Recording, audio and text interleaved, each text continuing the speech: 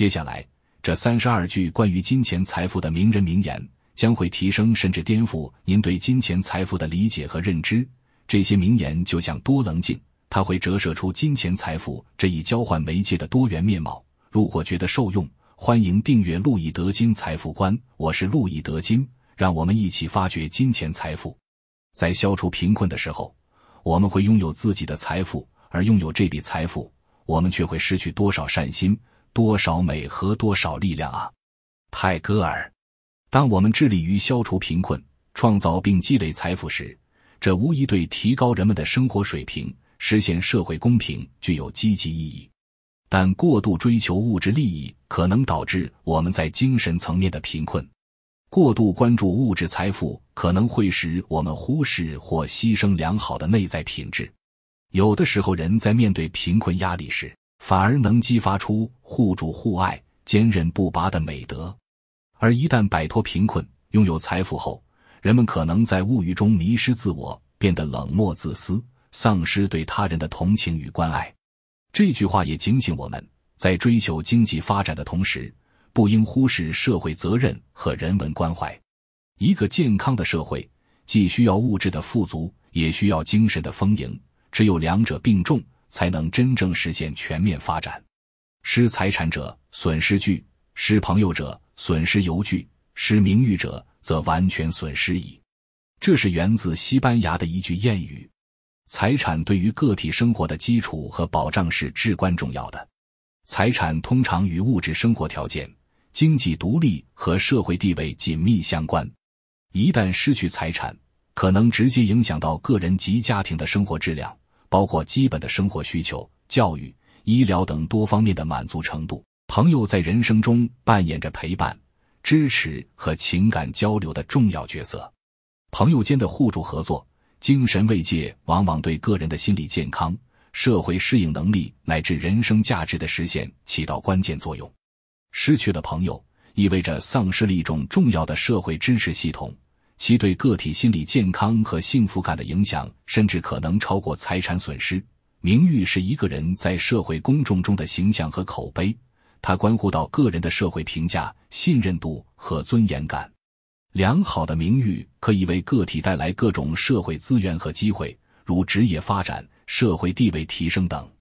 反之，一旦名誉受损，可能会导致他人对自己的不信任、排斥甚至孤立，影响深远且难以挽回。这句谚语提醒我们，当你追求财富时，更要珍视人际关系和道德声誉，因为这些无形资产的价值有时远超有形的物质财富。既会花钱又会赚钱的人是最幸福的人，因为他享受两种快乐。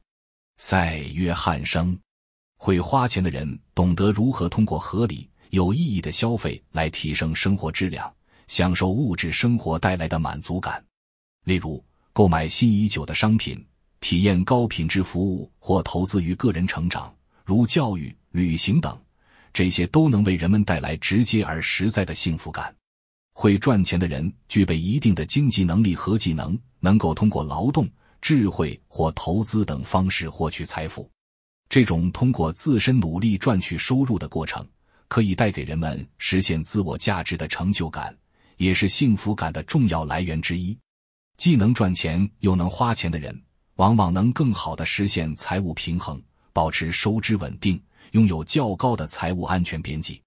这样的状态让人在面对未来不确定性时更有底气。如果你懂得使用，金钱是一个好奴仆；如果你不懂得使用，它就变成你的主人。马克·吐温。当一个人懂得正确管理和运用金钱时，金钱可以为其服务，满足基本的生活需求，提升生活质量，并且能够帮助实现个人目标与理想，如投资教育、创业、保障家庭生活等。此时，金钱是个人价值实现和幸福生活的重要工具，如同一位忠实、顺从的奴仆。然而，如果一个人无法理智对待金钱，过度追求物质财富，甚至为了金钱而忽视道德、健康、家庭和友情等更为重要的价值观，那么金钱就会反过来控制其行为和决策，成为生活的主导者。这种情况下，人可能会被贪婪、拜金主义所驱使，陷入无尽的物质欲望中，丧失自我，失去对生活的真正掌控。金钱本身并无好坏之分，关键在于使用者的态度和方式。合理规划消费，理性投资，保持节俭美德，并兼顾精神生活，这样才能使金钱成为服务于我们美好生活的好奴仆，而非操控我们的主人。金钱并不像平常所说的那样是一切邪恶的根源，唯有对金钱的贪欲，即对金钱过分的、自私的、贪婪的追求，才是一切邪恶的根源。那霍桑，金钱作为一种工具或媒介，在经济社会中具有不可或缺的作用，它可以交换商品和服务，满足人们生活的需求，促进社会发展。因此，金钱本身并无善恶之分，它只是客观存在的经济现象。当个体对金钱产生过度的渴望和无休止的追求时，便可能陷入贪欲的漩涡。这种贪欲会让人忽视道德规范，背离诚实劳动的原则，甚至做出损人利己的行为。例如，贪污腐败、欺诈交易、剥削他人等社会丑恶现象，其根源往往在于对金钱的贪婪追求。对金钱贪欲的放纵不仅损害个体的品格和社会形象，也会破坏社会公平正义，影响社会稳定和谐。我们应该明白，财富应通过正当途径获取，合理使用，并懂得回馈社会，实现财富的价值。作家当然必须挣钱才能生活、写作，但是他绝不应该为了挣钱而生活、写作。马克思，作家作为社会成员，也需要面对现实生活中的物质需求，包括基本的生活费用、创作所需的资料搜集、研究等成本。因此，他们必须通过作品换取收入，以维持生存和创作活动。文学作品不仅具有商品属性，更承载着文化传承、价值观传播以及对人性、社会现象深度挖掘的功能。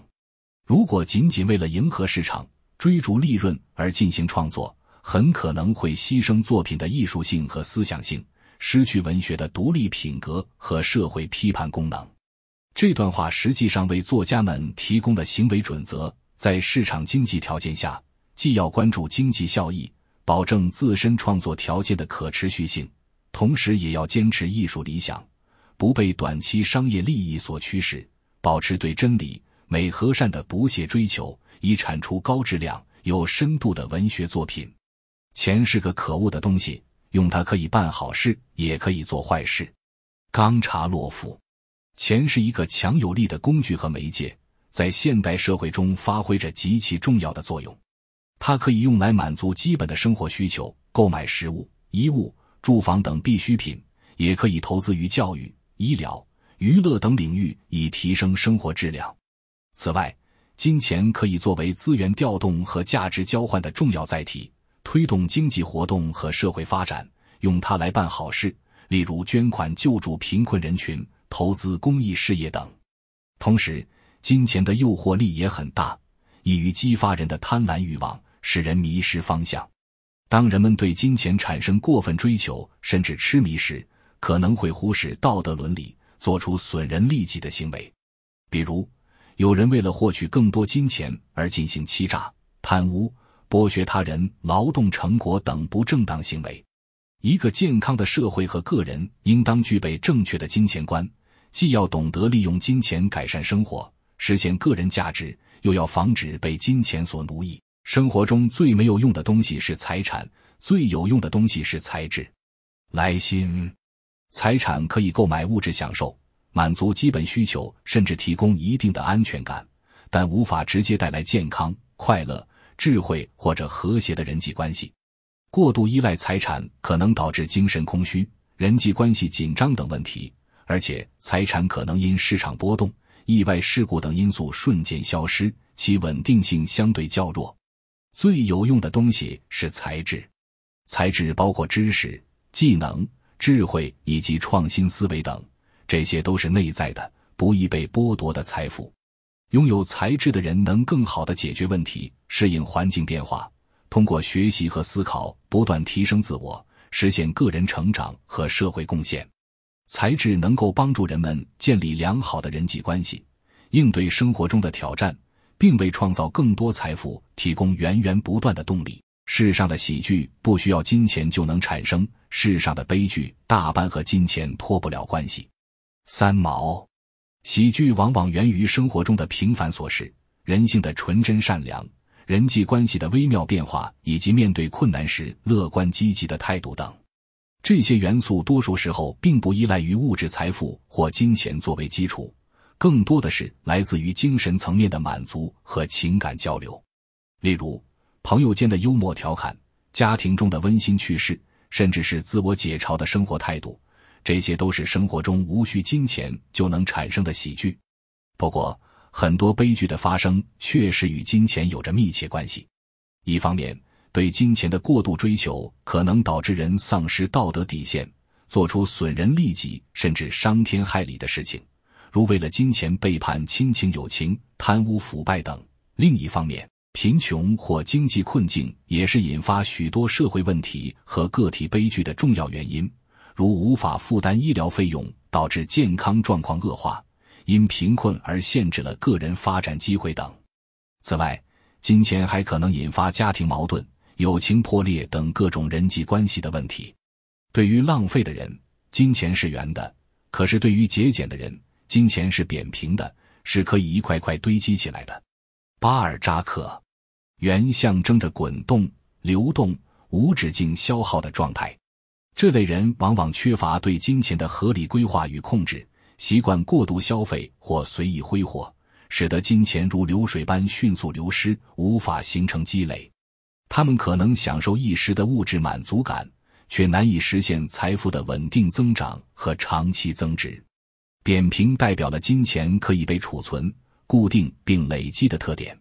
节俭的人懂得珍惜每一分钱，精打细算，量入为出，将金钱有效地转化为储蓄或投资，进而像砖石一样逐渐累积起财富大厦。他们的行为模式更有利于财富的增长，也更有助于应对未来的不确定性。对待金钱的态度和使用方式，直接决定了个人经济状况的好坏和长远发展。我们手里的金钱是保持自由的一种工具，我们所追求的金钱，则是使自己当奴隶的一种工具。卢棱，适度的金钱可以为我们提供必要的生活保障和选择自由。在现实生活中，金钱能够帮助我们满足基本的生活需求，如食物、住所、教育等，从而免于物质匮乏带来的束缚，实现某种程度上的个人自由。此外，金钱还能够为我们的兴趣爱好、理想追求提供支持，让我们有能力按照自己的意愿去规划生活、选择职业，实现精神层面的自由。过度追求金钱可能会导致丧失自由。当对金钱的渴望超过合理范围，人们往往容易陷入无尽的物质欲望中，为了积累更多财富而牺牲健康、家庭、友情乃至尊严。这种情况下，你就不再是金钱的主人，反而成了金钱的奴隶，被物欲驱使，失去了自我控制力和对生活真谛的感知能力。金钱是个好兵士，有了它就可以使人勇气百倍。莎士比亚，在现实生活中，金钱是衡量价值、交换商品和服务的基础。当一个人拥有一定的财富时，他可以购买生活必需品以满足基本需求，也可以获取额外的服务或产品来提高生活质量。这种经济上的安全感和保障能极大地提升你的勇气和信心，敢于面对生活中的挑战和不确定性。金钱还可以作为一种强大的心理动力，它能够给予你追求目标的动力，比如投资于个人发展，或者用于实现事业抱负。在这种情况下，金钱不仅提供了物质资源，还强化了你的决心和意志力，使得在追求成功的过程中更有勇气和毅力。在社会层面上，金钱常常与社会地位、影响力相联系。充足的财富可以让个体在社交、政治等场合中更具有话语权和影响力，这同样会增加其自信和勇气去处理复杂的社会关系及事务。金钱可以是许多东西的外壳，却不是里面的果实。易卜生将金钱比喻为事物的外壳，意味着金钱往往是我们看到和追求的表面现象或外在形式。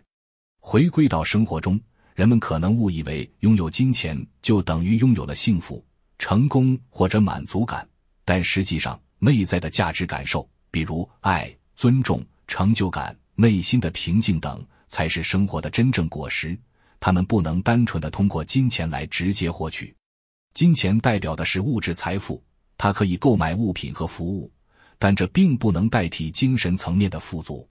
比如，金钱能买到豪华的房子，却买不到家的温馨；能买到昂贵的书籍，却买不到智慧和学识；能买到医疗保障，却买不到健康。金钱带来的快乐可能是短暂的，而那些由内在成长、人际关系和个人成就所带来的满足感更为持久。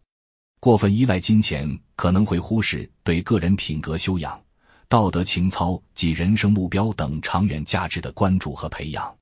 巨大的财富具有充分的诱惑力，足以稳稳当当地起致命的作用，把那些道德基础并不牢固的人引入歧途。马克·吐温。那些道德观念相对薄弱的人更容易受到巨大财富的影响而走上歧途。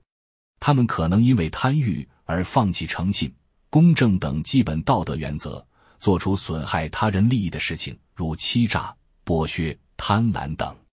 对于这些人来说，追求财富的过程可能导致他们失去对生活的正确理解和判断，忽视精神世界的充实与人格完善，最终走向道德败坏、人际关系恶化乃至社会角色定位偏差的道路。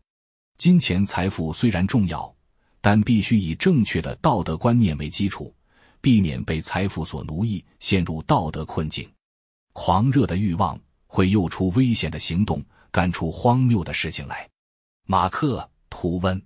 当欲望变得过分强烈或失去控制，问题就出现了。这种状态下的人可能会丧失理智和判断力，为了满足自己的欲望而不顾一切，甚至无视道德、法律和他人利益。在极度欲望的影响下，人们的行为往往容易偏离常理和常识，干出令人瞠目结舌的荒谬之事。例如，某些人会沉迷于虚幻的名誉地位，不惜编造谎言，制造虚假形象，又或者是疯狂追星族为偶像花费大量金钱与时间，严重影响到正常生活。合理控制自己的欲望，避免其走向极端，导致不可挽回的损失。在追求目标的同时，应保持理智和冷静。金钱有如第六感官一般，如果没有金钱，便不可能完全利用其他的感觉。毛姆。金钱的确极大地扩展了我们的生活体验。没有金钱，我们可能无法购买必需品满足生理需求，也无法获得教育、医疗等服务来提升生活质量。例如，只有具备一定的经济条件，才能欣赏音乐会、旅行探险、品尝美食、享受舒适的生活环境等。足够的经济实力能带来安全感，减少因物质匮乏导致的压力与焦虑，使人更自信地参与社交活动，建立良好的人际关系。反之，贫困则可能导致自卑、抑郁，甚至孤立无援。金钱作为交换媒介和价值衡量标准，深刻塑造了社会结构和运行机制。缺乏金钱资源的人往往难以充分实现个人潜力，参与到更多的社会活动中去。我们也应注意平衡物质与精神的需求，避免陷入金钱至上的误区。如果觉得受用，欢迎订阅路易德金财富观。下期影片我们将继续深度解读32句关于金钱财富的名人名言的下半段，都是颠覆您对金钱财富的理解和认知的肺腑之言。我是路易德金，让我们一起发掘金钱财富。